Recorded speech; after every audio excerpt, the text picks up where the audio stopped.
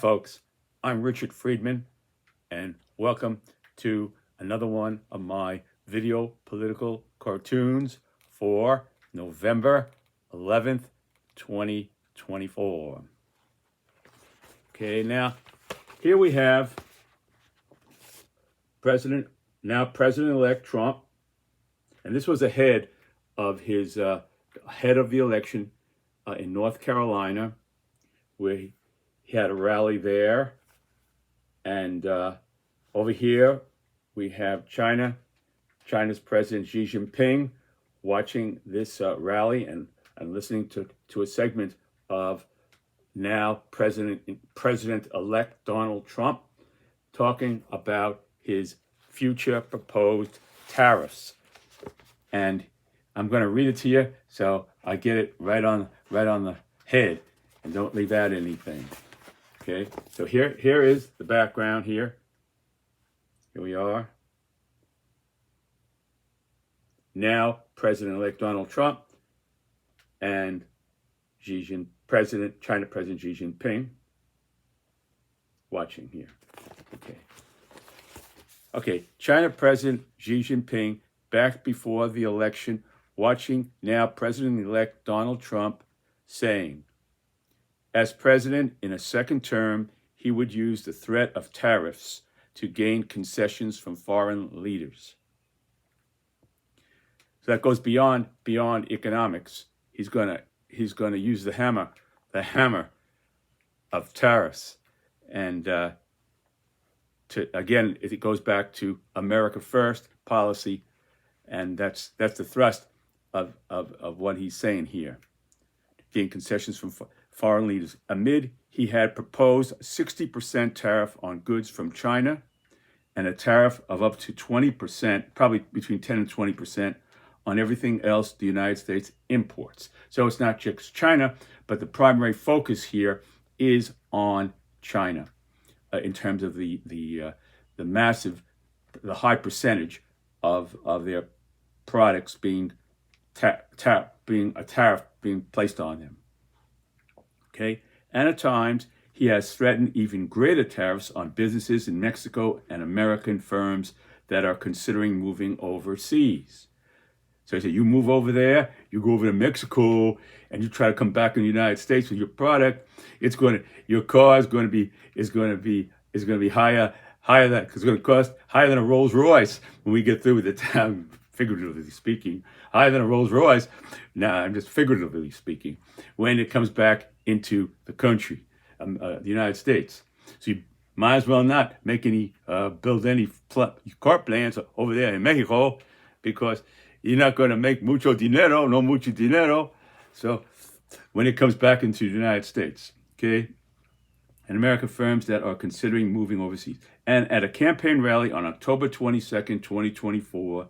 In Greensboro, North Carolina, Trump claimed that he had helped stop the construction of the largest car plant anywhere in the world being built in Mexico, owned by China.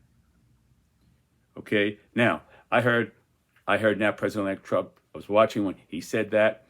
I don't recall whether it was at a rally or whether it was a interview, but he did say that thanks to him, and then he said, he added on, that I went to the guy and said, hey, you still building that plant over there? He said, no, we no build plant no more in Mexico. No.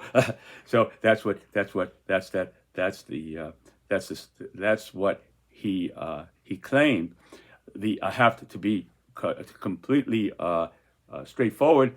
The President-elect Trump never said which car plant, what car company, but he said it was a car company and it was a large plant. He stopped dead in its tracks. You see? Now, I come away with two views. There's the President-elect Donald Trump view, and there is the massive consensus of economic professors or authorities view.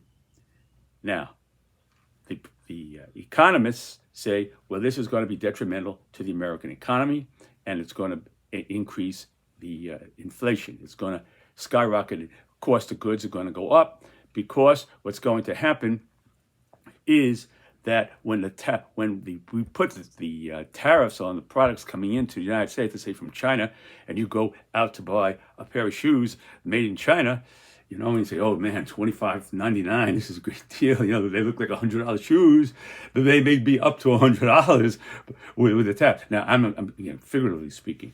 So what I'm saying here is that the tariffs will be absorbed, will be placed on the cost of goods by the manufacturers, so the American consumer inevitably will pay the cost of the tariffs. It won't go just like what happened when with the pandemic.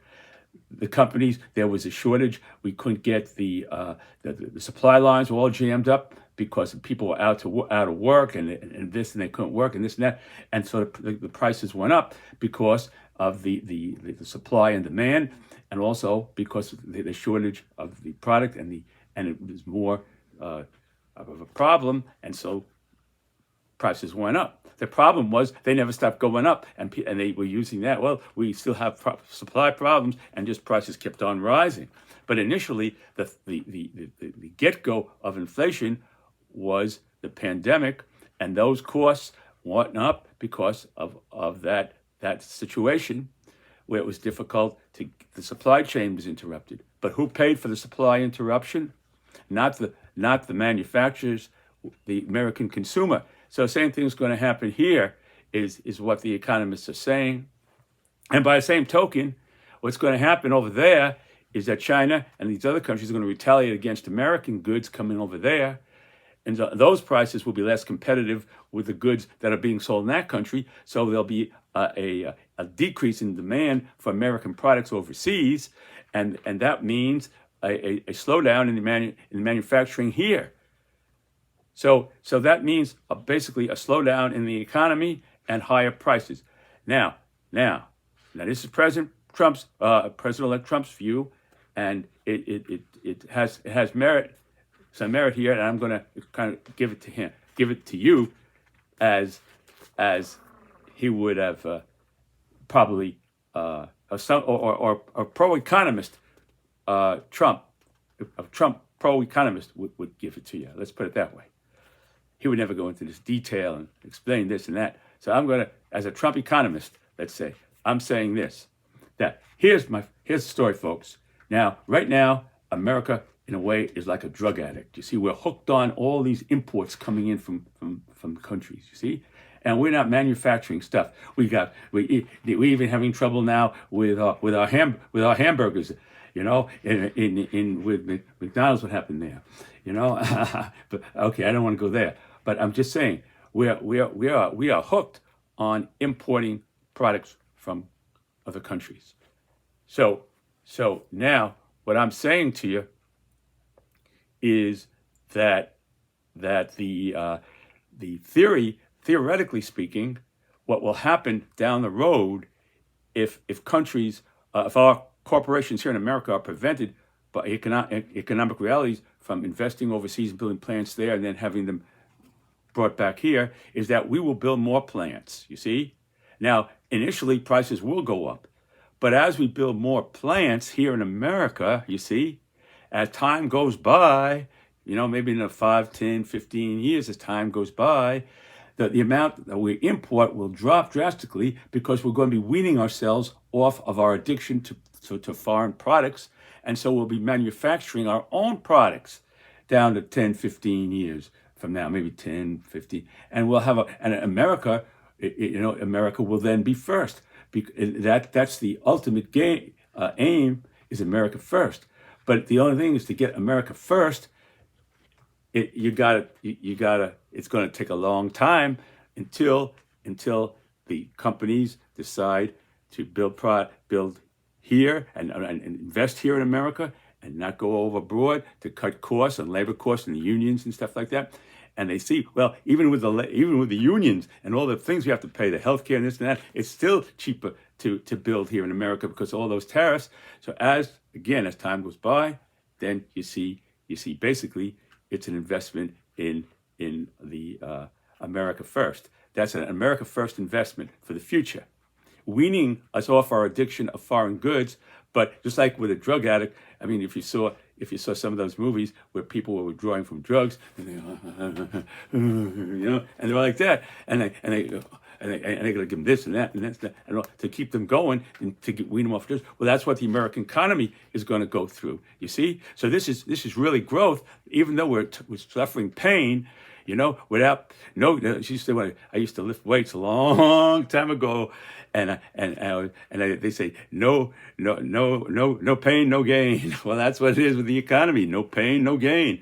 To get the gain, you got to get the pain, the economic pain, and that's going to be higher prices for a while, a long while. But eventually, the pendulum will turn, and America will be producing its own products, and prices will stabilize or maybe go down a little bit.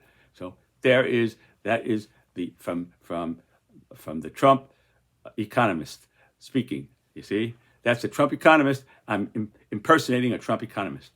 Okay, so that's that. Okay, now on with the cartoon here. So here we go. So at a campaign rally on October 22nd, 2024 in Greensboro, North Carolina, Trump claimed that he had helped stop the construction of the largest car plant anywhere in the world being built in Mexico, owned by China. Given Xi says, this is it here. President Xi of China says reunification, quote, he used the word reunification with Taiwan is inevitable. So he's saying basically that China has a right to this Taiwan. I don't want to go into historical analysis here because that's not the point of this cartoon. But you can look it up and read about the history of Taiwan and how it came to be. This is how the structure is right now with Taiwan on an island, and the way the Chinese feel about it, okay, or President Xi feels about it. You see, and they've been doing all kinds of flights and intimidating the Taiwanese people with all kinds of plans. When Nancy Pelosi went there, boom, they had planes going all over the place, zoom, So anyway, I just want to make that point here that there's what it's like again, as I said with the Ukraine conflict. Here we got two titanic forces here. You see, two titanic forces with President Xi wanting Taiwan and former president and now President-elect Donald Trump saying, "You do that, you do that, we'll make any moves. Your economy is going to go boom because we're going to raise tariffs, maybe even 1,000. It's possible as high as we can get, So this could be just the beginning of this could be just the beginning of tariffs we're going to place on you." And then she come back and say, "Well, we're going to do the same thing to you." And nobody wins. I think he did say nobody wins from a tariff war, But I don't know if he thinks that way about a nuclear war. I hope he thinks that way about a nuclear war too. But he never said that. He never said nobody wins from a nuclear war. He said nobody wins from a tariff war. So anyway, getting here comes the thrust of the cartoon. Now here is President Trump here, President-elect Donald Trump. At the rally, here he is.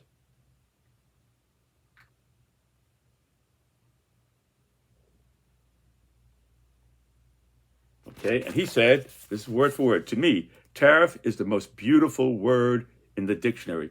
It's like, reminds me of the West Side Story, remember? Maria, say it loud and his music playing. Say it soft and it's almost like praying. Maria, that's the tariffs, the same type of thing, Tariff is the most beautiful word in the dictionary. Tariff, And here goes President Xi now. Here he goes. There he is, taking this all in. There he is, taking it all in.